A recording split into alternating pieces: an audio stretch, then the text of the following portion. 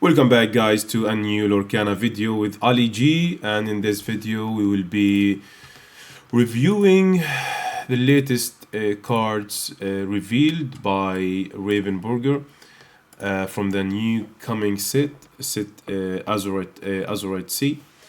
The first card is Pixie Dust, Amethyst, cost 4, uninkable item. The second card is Mr. Smee, uncommon. Steel, cost 2, inkable. As you can see, 3/2. During your turn, this character gains evasive. The Pixie Dust is a 4 cost, uncommon, uninkable item. Exert, pay 2. Chosen character gains Challenger +2 and evasive until the start of your next turn. We have the most interesting card, Peter Pan Neverland Prankster, 7 cost, emerald, 4/6 character, quest for 1, and as you can see, it's a super rare. This character enters play exerted. It's interesting because we are recently seeing many cards, or actually I don't know. This is the second or third card, the same mechanism. Enters the play exerted. Anyway, the ability is while this character is exerted, each opposing player can't gain lore unless one of their characters has challenged this turn. You don't have to challenge Peter Pan. One of your opposing player or your opposing opponents must challenge with at least one character for them to be able to gain lore. Let's finish talking about Pixie Dust first and Mr. Smee. So Pixie Dust is I don't know. I think this is I don't think we will be seeing Pixie Dust anytime soon. When was the last time you saw people using items to give +2 challenger or evasive, especially when it cost 4 and you have to pay 2 to and exert it and pay 2 to be able just to use it. So I don't think this card is playable. I don't see any meta for now where you can use Pixie Dust. I don't remember last time people used items to buff characters. I don't remember this. So basically I don't see Pixie Dust as a good card. Mr. Smee, Steadfast Mate, 3/2. During your turn, this character gains evasive.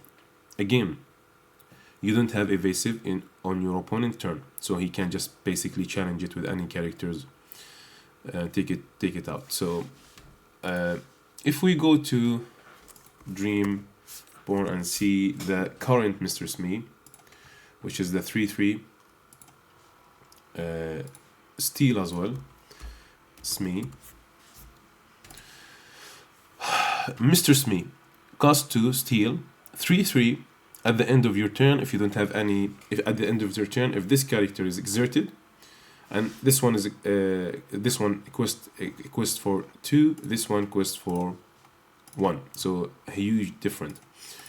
But the difference is this character loses 1 or takes 1 damage at the end of your turn if you don't have any captains. So basically I like to play it with Captain Hook most of the time. So this character quests for 1, the evasive. I don't see that evasive, especially for a 3/2 character, is important. Turn 2. The only thing I'm thinking of this card is you can deal with Diablos even if they are in the Cove. Recently, Cove seeing Hidden Cove, seeing Hidden Cove. 1 second.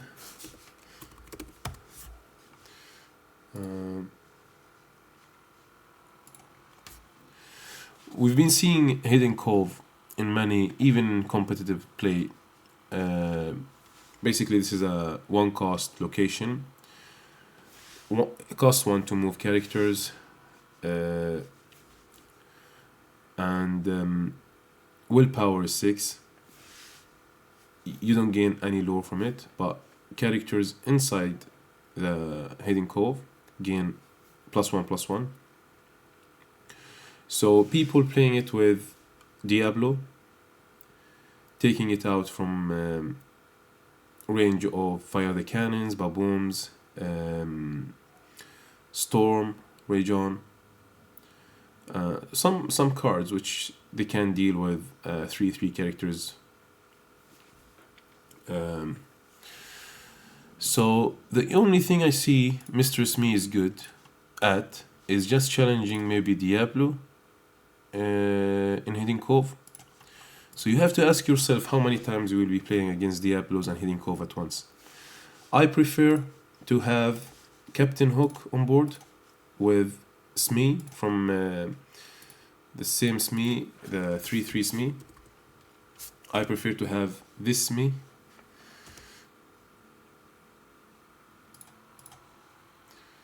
Let me just... Where's Mr. Smee? I prefer to have Smee turn 2 with Captain Hook turn 1. I can finish off the Hidden Cove, 2 attacks, or even I can attack with Captain Hooks twice and kill Diablo with the babooms or fire the cannons. I can use Smash even if they are in the hole, if I find to replace babooms, but I don't see Mr. Smee being played a lot. I'm still sticking with Sit 3 Mr. Smee. I see that this is more better for me. At least quest for 2 each turn. So yeah, basically this is better card. Peter Pan, interesting card, very interesting card. So you need to think about the colors that will struggle against, or actually Peter Pan will struggle against, like Ruby. Turn 7, if you play it and you exert it, Maui easily can take it out. Maui is a 6/5 character with rush, so basically he can just rush it, especially if he's on board already. Most of the time, you know, people in Ruby will be having at least 1 or 2 Mauis a game. So Ruby is a not good idea. Turn 7, you could be prepared. You could be ice blocked, Madame Medusa, Madame Tremaine as well, if you don't have any other characters. It could be double ice block with Brawl. So I think it's gonna struggle against Ruby. I don't see it very good card against Ruby. Against Sapphire, pretty good. Maybe what Hades and maybe the Let It Go. Those are the 2 cards I'm thinking that can deal with it. And not so many people running Let It Go and Hades recently. Against aggro, I think Peter Pan is gonna be a good card against aggro. But the question is, isn't gonna be too late to play a 7-drop character turn 7? Because this is not, you know, you can't shift it, so you have to wait for turn 7 to play it. Yeah, but it's not gonna be a great card to be like must-have card in your deck. No, I don't think so. Against Steel, it's gonna do a pretty good against Steel, especially if, let's see the situation where you have nothing on board, not you, not your opponent, against Steel especially, and Amethyst. And yeah, I think against Steel and Amethyst, and maybe Amber Steel Song, Amber Amethyst is going to be pretty good. Basically Amethyst don't have any, I don't think they have any answer for 4/6 drop turn 7. You need at least a fox, a crab to deal with it. You need 2 foxes, or fox and crab, or a snake on board and fox, maybe goat and a fox. So yeah, I think this is a good card if you gonna play against aggro. Against steel, I see it very good against steel, basically because if unless the steel have so many characters on board, so this is gonna be a big problem for them, for the Peter Pan, because they basically will challenge with one. But what if you manage to have it ready next turn and you don't have any other characters on board for Steel Song to challenge, so they can't gain any lore. So they need to get rid of this Peter Pan. So if it's on 4/6, they need, let's say, Storm and I don't know, maybe Storm with Zeus, maybe, to deal with it. At least, you need at least two actions to deal with Peter Pan. There is no one card unless they have 6 characters on board and they use strength, which is really, like, really, if they use strength, they need to have 6 characters on board, and I don't think so many people will be strength. 1 second, strength. I don't see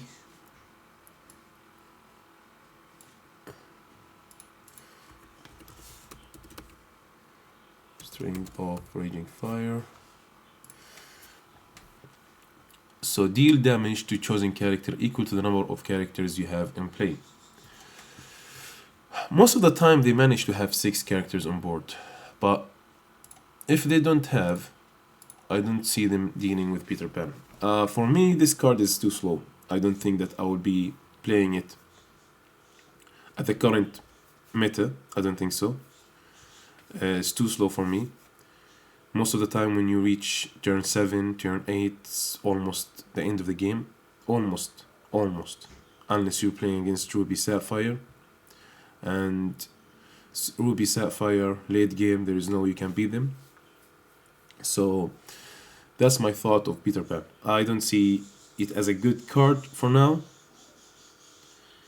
You never know with aggro. Maybe people will be playing it like counter, like anti-aggro Emerald.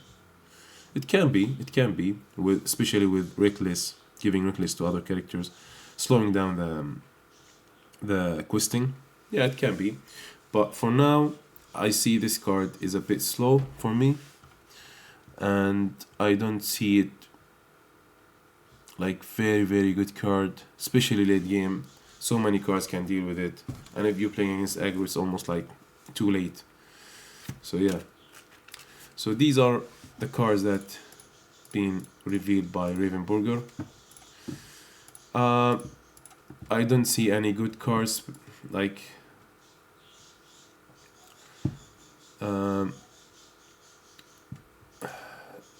there is some better cards, like for example, like Oswald, for example. Like during your turn, whenever a card is put into your inkwell, you may reveal the top card of your deck. If it's an item card, you may play it for free, and it enters the play exerted. Otherwise, put it on the bottom of your deck. So this is an interesting card. It costs 2, uninkable, but still, like, to be able to play items for free, yeah, this is value. Like, let's say that you have how many? Like, I saw people playing Sapphire, Ruby Sapphire with at least 4 different items, 5 different items. So you will have at least 20 cards to 25 cards, 24 cards in your deck, items. Imagine you have 4 of them, Oswald, for example. You hit, let's say, dice, fishbone quill, it will be great hit. It will be for free, and you don't even have to play it turn 3. Popsicles, spheres are not so good. Popsicles, especially ice blocks, not so good. But with, for example, like now maybe people will start to run more dices in their deck, hoping that they can hit also hit the Oswald ability. It will be a great card. Like these cards are like, this calls like, this is value. So yeah, we need to do a full review for most of the cards, but so far, yeah, it's interesting. We need to see more cards to be able to decide. Heroes are coming to Lorcana. Big Hero 6 characters. I think we will be seeing a lot of them. There's pretty like some good cards for heroes. Yeah, and we will see how it goes. But this is my review about the latest 3 cards from Ravenburger. And see you in the next one, guys. See you, bye.